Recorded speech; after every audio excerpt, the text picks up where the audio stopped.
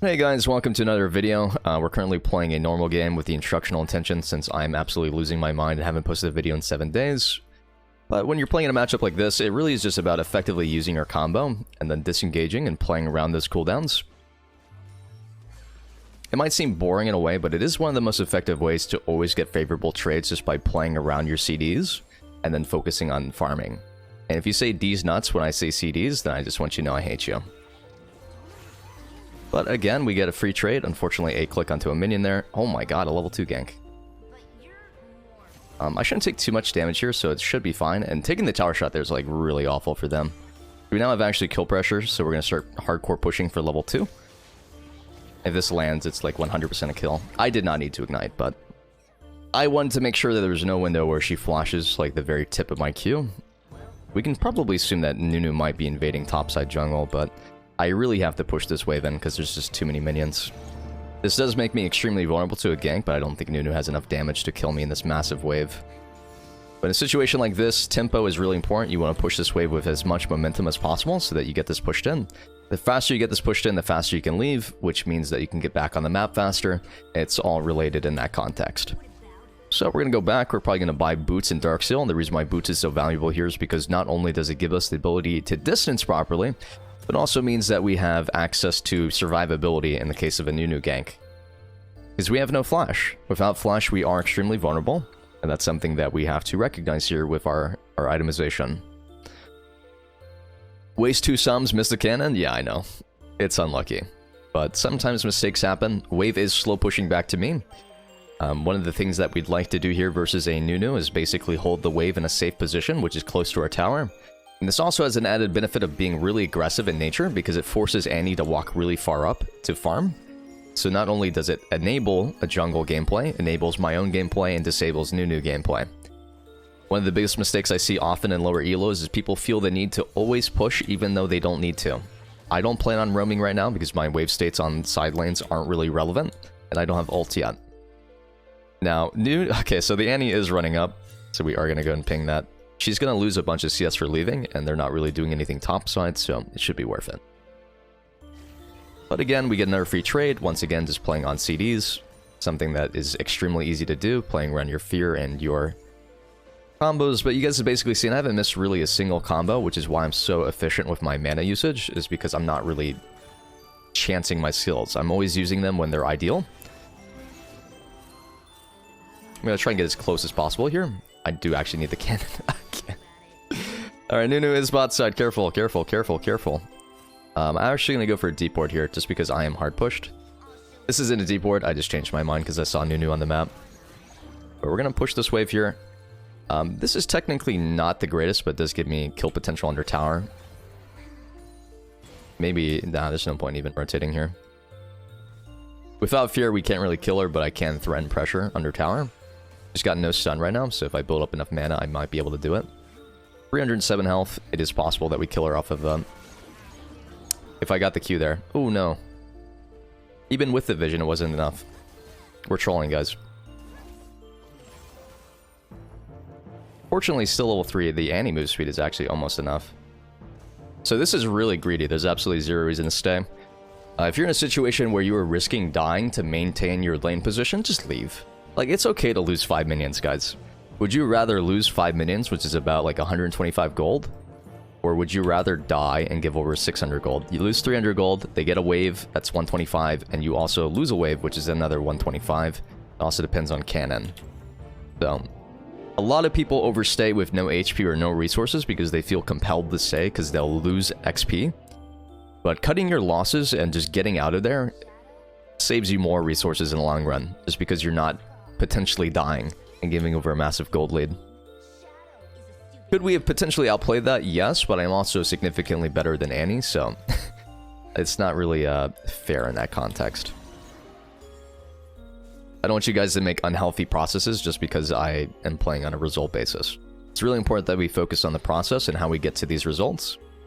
As you can see, I've given you a way to effectively utilize your combo efficiently on every single chan. But right now, with no vision, and we're slow pushing enemy tower, we go grab a ward, so that we can actually walk up without being at risk. The only way to play this would be hugging bot side. Nunu could definitely snowball right into us from above, which is something that is really, really hard to avoid, and which is why we always have to let them push towards us in a Nunu matchup. Nunu is just really frustrating to play against because there's really no effective way of playing against a Nunu if they're constantly snowballing in the mid lane. Even if you put vision, they can bypass it so quickly, and we don't have the dashes to really avoid it. But once again, by letting her push towards us, we are putting her in a dangerous position while also making it safer for us, which is the goal here. Is this lane gankable for my Sejuani? It is, especially when she hits level 6. But if she ever walks up to last hit, we can apply pressure, we can do damage, and eventually we'll chip enough to actually create a kill window.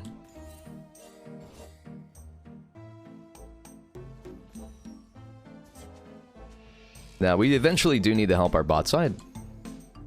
We do have the ability to roam right now. And Wave is going to start slow pushing, so I'm going to go ahead and start pushing, and we're going to look for maybe a dive bot side.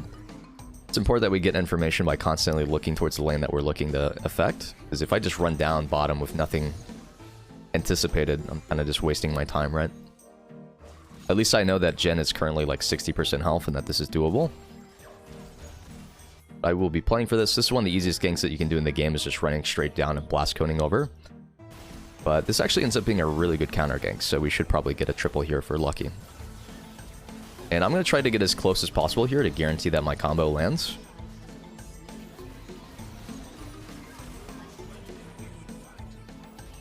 If you ever have an angle where you can get behind somebody, leading with your ultimate does get you there much faster, but also makes it much riskier to like make a misplay. That's unlucky. We're kind of disrespecting him really hardcore.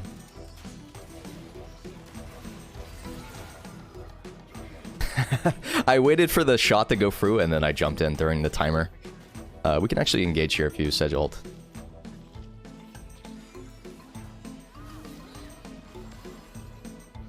I'm gonna wait for this stun if possible. We actually flashed the Tibbers. Fuck, I still die, dude. That's unlucky. That's definitely not worth it. I really thought I was doing something. That was like a perfectly timed ultimate flash, and I still got completely shredded. I think we actually die here as well on the MF. Unless she is definitely like overstaying. She could just run straight out. It's very disrespectful. She actually gets a kill here, maybe. Ah, unlucky. I'm gonna buy another Amp Tome just for the damage. It was a doable. That was a limit test for sure. That was 100% a limit test. I think if we Lulu Shield just as I'm going in, it's probably better, but...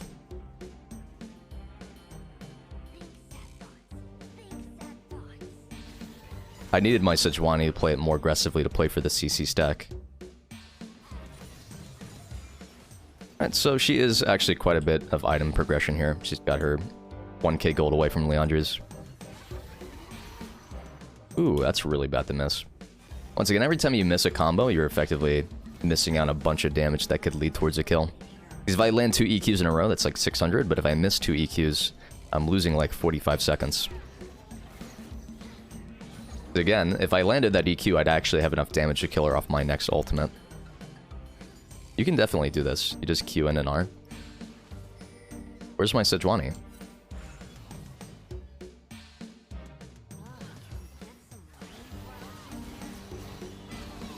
Alright, very good. So we get a massive shutdown. In that situation, there's no reason to rush your ultimate as a Sejuani, because you're just getting as close as possible and then throwing it. It definitely has higher tempo to throw it off of the QR, but you have the space to work with. You can definitely play it slower if you want to. Nunu's currently dead, so we're going to play for as many plates as we can. I just want to get as close to Ludens, because I really need the extra DPS to win this game.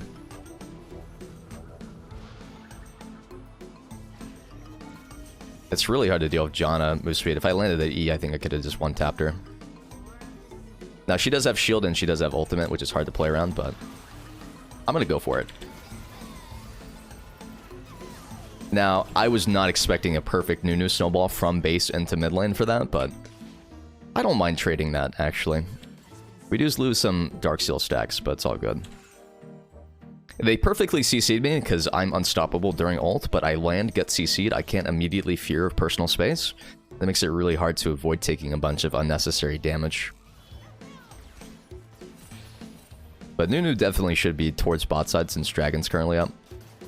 Johnny can shield towers, yeah, and it gives extra 80 as well. It's pretty interesting. Alright, we're gonna go and sell our Amp Tome. We're gonna lose 135 gold off of that sell, but it does give us the Ludens Tempest Power Spike, and that is infinitely more valuable. Oh no. This one's definitely my fault.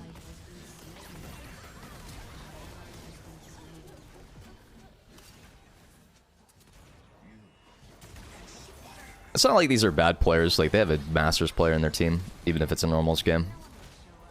They're ADC, I believe. We're just gonna try and stop them getting as many plates as possible.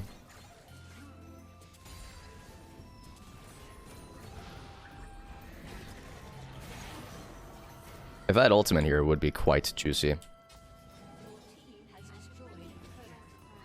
I'm actually dead here, I think.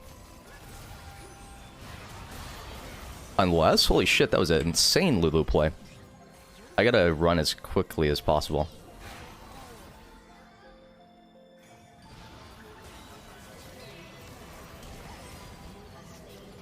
This was honest, this was the best teamwork I've seen in a game in the last fucking 3 days, dude. Actually, that is the first time that we've had a connected team play in any game, regardless of rank. That was such a well-played Lulu ult, such a great Sejuani follow-through. That was so perfect. They overstayed for sure on the enemy side, which is why they were giving us that opportunity. But wow, was that like immaculate. What's your opinion on Wild Rift? I haven't played it personally. It looks fun though. Omega Keck. Yeah. But A2 on the map currently. We have a significant item lead. The goal at this point is to continuously push your lead by looking to fight around this power spike. Because the worst thing you can do is get this massive lead in your games and then not look to actively create plays where you can use this gold lead. So don't just passively farm. Every time you have ultimate coming up, you should be looking to create a play off of it. You can farm during that downtime, but you are extremely strong and you're able to make a bunch of like meaningful plays. Sejuani disengaging here is like super weird, champ. But we're looking for this Janna right now. I'm gonna go melee with W so it's impossible to miss. So most of you probably would have tried to E at max range and then there's a chance that you miss it, but if you melee with W, there's no way to dodge it. So if you ever have gap and you're running through their escape route, just go and run straight in. Like, you do get faster tempo if you lead with E at max range, but there's no concern over getting to tower safely in that context. And that's the difference between fast tempo and slow tempo, is like the speed you're carrying out based on like the variables. There's no way that she ever has enough move speed to get away from me there. She's not doing any damage to me, so I have plenty of time to work with. I can play it as slow as I want.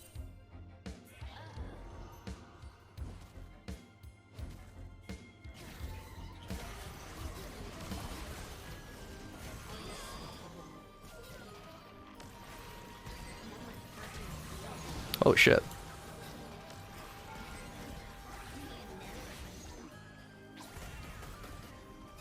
Very nice. Good job, guys. Doom and Gloom is so much fun against people who flash away. Alright, so you're gonna need to reset. It's always important that you spend your money, because if you're sitting on this gold, then you're not actually using it. I probably should not have taken that, but I was worried that she'd kill him. Or her. I'm falling asleep in my chair. What? Why are you insulting me like this? What the fuck? That is the... Oh my gosh. I can't believe this. You're falling asleep to my content. If you hit 11 while R is reset, does it do R1 damage or R2? I actually have no clue. I feel like it original projectile is coded as R1, R2 no matter what, so it probably would do the original damage. If it resets, I assume that then it would apply the new source of damage. But again, we want to play for dragons if we can from this point. We want to make sure that we have additional win con. We can definitely look for R here.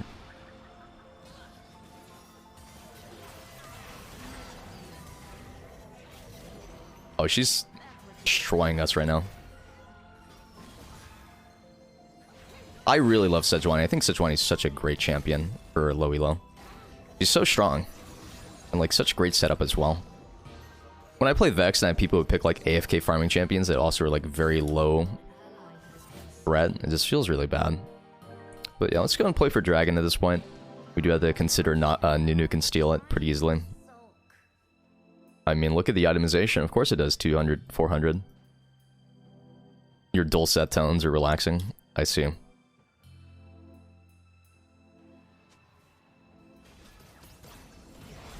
I'm probably going to buy Medjai's at this point just because it is the most effective way of closing this particular game out. Traditionally, I would go for Zhonya's third, but considering how strong our front line is, I'm not really too worried about dying. We just have so much control over this game. Especially with the utility coming from Lulu. If you were worried about dying and losing these Dark Seal stacks, you would just 100% buy a stopwatch on this timer though. And then complete Zhonya's afterwards. But the nice thing about this is this gives me additional move speed, which helps with rotating, but also gives me another source of mythic passive, so I'm getting an extra 5 magic pen from this. I'm currently sitting on 54 magic pen. So we look at Annie, she's only got 49. I do 100% tooltip damage to her, so if I do one... I do about 2.1 right now, so she dies in a combo regardless if I land R. It's very easy for me to tell how much damage I do based off of the penetration I have and tooltip. Which is why penetration is so much fun to utilize. But we probably should play for this Riftchild if we can. The reason why we focus so much on these neutral objectives is because when you have a massive lead, you can force these plays, and if they contest them, you instantly win. And if not, you get a free neutral objective that progresses the game.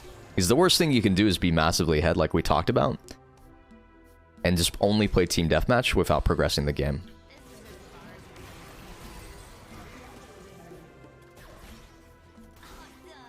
I'm just looking for players at this point.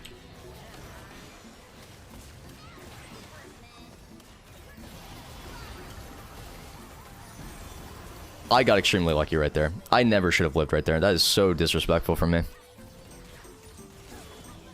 The Lulu is honestly so clutch this game. This Lulu is actually Omega PogChamp.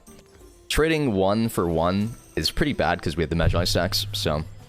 I think killing the Jhin and then disengaging until we had information for the next ult would have been infinitely better, rather than giving them a chance to get a 700 gold shutdown, and also clearing my Medjai stacks. But doing mid inhibitor is really great here, and the reason why getting mid inhibitor is so fantastic is because this progresses into Baron, and we can just force a Baron fight, and if they walk into me and a Sejuani, it's pretty much impossible for them to play. Now, part of the issue is that our Aurelia ran away, so now this inhibitor is taking forever to do. So it ends up just being an Ent. Yeah, it's definitely a really bad decision to go for camps right there instead of inhibitor. Like, it's good to deny the enemy jungler and the enemy team resources, but if it's at the cost of, like, losing a really important objective like that, it's pretty bad.